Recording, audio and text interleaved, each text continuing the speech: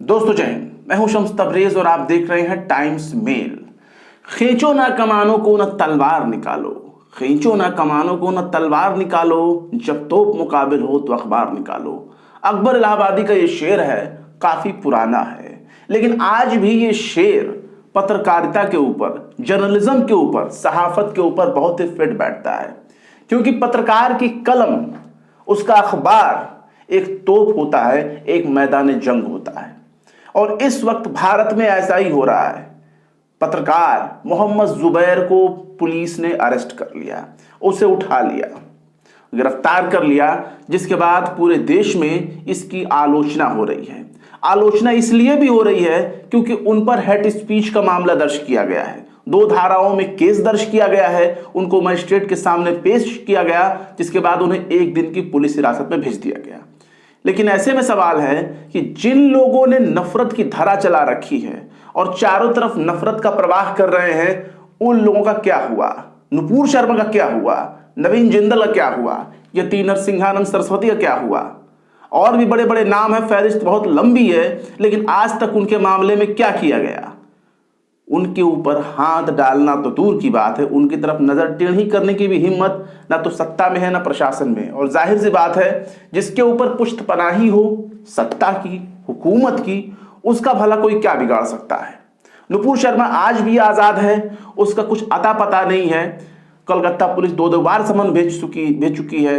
Mumbai police 5 दिन तक दिल्ली में रह करके, ठहर करके उसकी तलाश कर चुकी है, लेकिन उसका कुछ अता पता नहीं है। क्या बगैर सत्ता के, प्रशासन के मर्जी के सब कुछ हो रहा है? मोहम्मद जुबैर को 2018 के एक मामले में गिरफ्तार किया गया और कहा गया कि 2018 का एक ट्वीट है जिससे समुदाय विशेष की भावनाओं को आहत किया गया।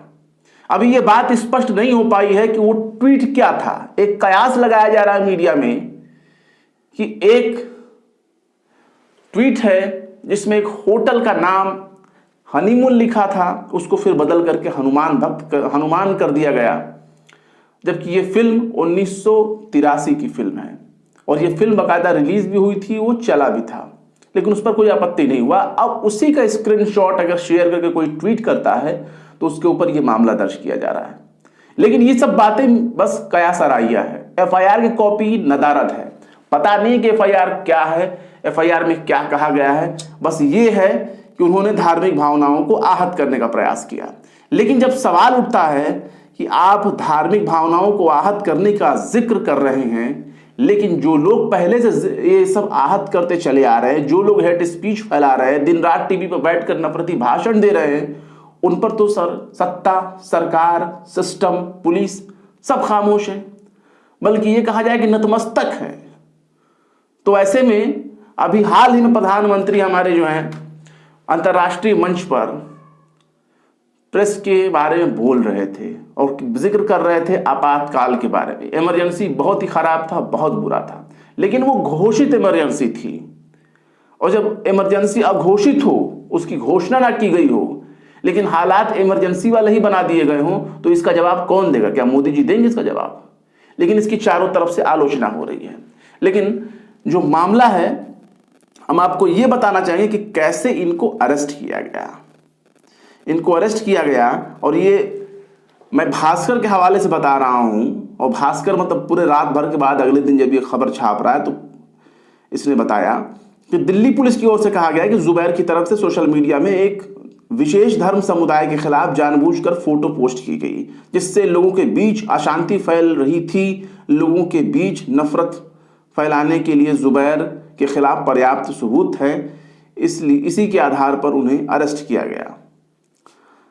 और इस पर जो सवाल उठ रहा है पुलिस की कार्रवाई पर, उस पर खुद प्रतीक सिन्हा जो को फाउंडर हैं ऑल्ट न्यूज़ के, ऑल्ट न्यूज़ के बारे में मैं थोड़ा सा बता दूं। ऑल्ट न्यूज़ क्या है? खबरों की पड़ताल करता है। उसने अनगिनत ऐसी गोदी मीडिया की खबरों को फेक साबित किया है, बाकायदा ऑथेंटिकेशन के साथ, सबूत के साथ, कि ये खबर गलत है, फेक है और ये एक प्रोपेगेंडा है। इस बारे में अगर कोई किसी ने खुलकर बताया है तो वो ऑल्ट न्यूज़ ने। ऑल्ट न्यूज़ के ही पत्रकार हैं मोहम्मद जुबैर। ये लोग फैक्ट चेक करते हैं, अगर किसी ने खबर बता दिया तो उसके खबरों की सत्यता की जांच करते हैं। और अक्सर तो वो खबर फर्जी मानी जाती है, फर्जी साबित हो जाती है। पता चला कि वो खबर कहीं और की है, उसे भारत का बता दिया जाता है। पता चलता है कि खबर बांग्लादेश का है, पाकिस्तान का है, इंडोनेशिया का है, अफगानिस्तान का है, कहीं और का है, उसे भारत के किसी राज्य से, स्टेट से, किसी मामले से जोड़ करके सोशल मीडिया पर या न्यूज चैनल्स पर इस तरह के फेक न्यूज फैलाए जाते हैं। तो उन्हीं खबरों को एक्सपोज करने का काम क्या करता है आल्ट न्यूज, और उनके पत्रकार हैं मोहम्मद जुबैर। सोशल मीडिया पर काफी एक्टिव रहते हैं। तो जब इनकी अरेस्टिंग हुई तो जो उसके को फाउंडर हैं प्रतीक सिन्हा, उन्होंने इस कार्रवाई पर बहुत गंभीर सवाल उठाए। दैनिक भास्कर के मुताबिक आल्ट न्यूज के को फाउंडर प्रतीक सिन्हा ने पुलिस की कार्रवाई पर सवाल खड़े किए हैं। सिन्हा का कहना है कि दिल्ली पुलिस ने अन्य मामले में पूछताछ के लिए बुलाया था, लेकिन गिरफ्तारी दूसरे मामले में हुई है।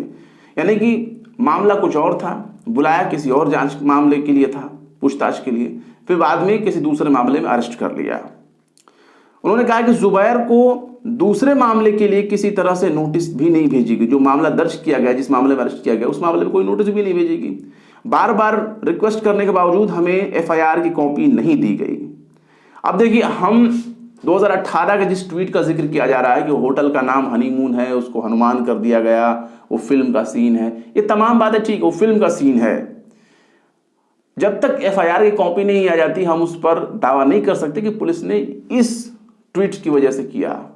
अब एक कयास लगाया जा रहा है, हो सकता है जो मीडिया में बातें चल रही हैं वो सही भी हो, जो सोशल मीडिया पर जिक्र हो रहा है वो सही भी हो, लेकिन जब तक एफआईआर की कॉपी नहीं आती, हम भी दावा नहीं कर सकते कि उन्हें किस मामले में गिरफ्तार किया गया है। अब प्रतीक सिन्हा का कहना है कि मेडिकल जांच के बाद जुबैर को किसी अज्ञात स्थान पर ले जाया जा रहा था। पुलिस वालों ने अपने नाम का टैग भी नहीं लगाया था, नेम प्लेट जो होती है वो भी नहीं लगाया हुआ था। जुबैर के वकीलों को इसकी जानकारी नहीं दी जा रही है। प्रतीक के मुताबिक पुलिस वैन में वो भी हैं। मतलब जिस वक्त अरेस्ट किया गया, ये मतलब रात की ये घटना है, और इस वक्त जुबैर पुलिस कस्टडी में है।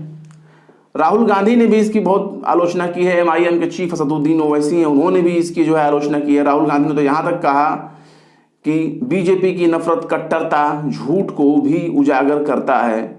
जो भी उजागर करता है ऐसा हर शख्स उसके लिए खतरा हो जाता है। उन्होंने कहा कि अत्याचार पर हमेशा सत्य की विजय होती है। सच की आवाज उठाने वाले एक शख्स को गिरफ्तार करने पर हजार और सामने आएंगे, और भी मामले सामने आएंगे। ओवैसी ने तो यहां तक कहा है कि मोहम्मद जुबैर की गिरफ्तारी अत्यंत निंदनीय है, काबिल मजम्मत है। बिना नोटिस के किसी अज्ञात एफआईआर में, नामालूम एफआईआर में गिरफ्तार किया गया, ये कानून का वायलेशन है। नफरती नारे लगाने वालों के खिलाफ दिल्ली पुलिस कोई एक्शन नहीं लेती, लेकिन सच्चाई को सामने लाने वाला, उजागर करने वालों के खिलाफ एक्शन हो रहा है। अब देखिए, यति नरसिंहानंद सरस्वती हो गए, नुपुर शर्मा हो गए, नवीन जिंदल हो गए, वो पूजा शकुन पांडे हो गई, तमाम तरह के लोग दिल्ली में आए। और एक तो बकायदा नफरत फैलाने का काम करता है टीवी चैनल के जरिए सुदर्शन न्यूज का संपादक, जो जिसे माना जाता है पत्रकार सुरेश चौहान के। क्या किया दिल्ली पुलिस ने? अरेस्ट तो नहीं किया। क्यों भाई? जाहिर सी बात है, सत्ता पक्ष के लिए वो काम करने वाले लोग हैं, दिल्ली पुलिस कैसे अरेस्ट करेगी? तो ये सवाल दिल्ली पुलिस के ऊपर भी है। लेकिन सोशल मीडिया पर इसकी जमकर आलोचना हो रही है, और आलोचना कई मामलों को लेकर के हो रही है कि आप उन लोगों पर एक्टिव नहीं होते, उन लोगों के खिलाफ एक्शन नहीं लेते जो लोग प्रोपेगेंडा करते हैं। जैसे कि रवीश कुमार ने लिखा है कि वो झूठ उजागर कर रहा था, तब उससे खतरा हो गया, धर्म के नाम पर नफरत को उजागर किया तो उसी से नफरत हो गई। आहत भावनाओं के खेल में उन्हें खतरा नहीं जो झूठ के तंत्र के साथ हैं, खतरा उन्हें है जो झूठ को उजागर करते हैं।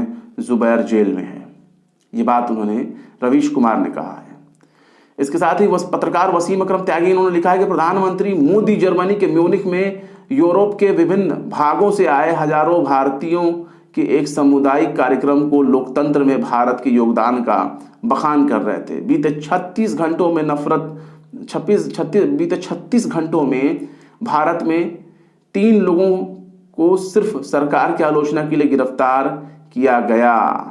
अब देखिए, रागिनी नायक लिखती हैं कि धार्मिक भावनाओं को भड़काने वाला फरार, धार्मिक भावनाएं न भड़काई जा सकें, ये सुनिश्चित करने वाले जुबैर सलाखों के पीछे हैं। अब तो न्याय और इंसाफ का दिखावा करना भी बंद कर दिया है मोदी ने। न्याय और जो है अब तो न्याय और इंसाफ का दिखावा करना भी बंद कर दिया है मोदी सरकार ने। तो ये चीजें हैं। अब देखिए विनोद कापड़ी लिखते हैं, विनोद कापड़ी ने इंडियन एक्सप्रेस के 2 खबरों का एक ही पेज पर छपा हुआ है। तो इंडियन एक्सप्रेस ने क्या काम किया है कि 2 पेजेस है, एक ही बैनर पे एक ही पेज पर 2 खबरों को छाप दिया है। और ठीक उसके अगल बगल एक तरफ मोदी दिख रहे हैं जिसमें वो फ्री स्पीच की बात करते हैं, और दूसरी तरफ अल्ट न्यूज के संस्थापक को एक ट्वीट की वजह से अरेस्ट किया गया, ये खबर है। तो विनोद कापड़ी लिखते हैं कि मोदी के खाने के दांत बाईं तरफ और दिखाने के दांत दाईं तरफ, बड़ी बारीकी से सच बयां करने के लिए शुक्रिया इंडियन एक्सप्रेस। तो इस तरह से आप देख सकते हैं, मतलब नफरत फैलाई जा रही है, लेकिन नफरत फैलाने का तरीका बहुत ही घटिया है। और इसमें सत्ता, प्रशासन, पुलिस सबका एक साथ बहुत ही भागीदारी से योगदान है। फिलहाल क्या कहेंगे इस मामले में कमेंट बॉक्स में जरूर बताएं। वीडियो पसंद आए तो लाइक करें, शेयर करें और विवाद निष्पक्ष स्वतंत्र पत्रकारिता को सपोर्ट करने के लिए हमारे चैनल टाइम्स मेल को जरूर से जरूर सब्सक्राइब करें। फिर मिलते हैं किसी और वीडियो में एक नई खबर के साथ। शम्स तबरेज को दीजिए इजाजत। जय हिंद।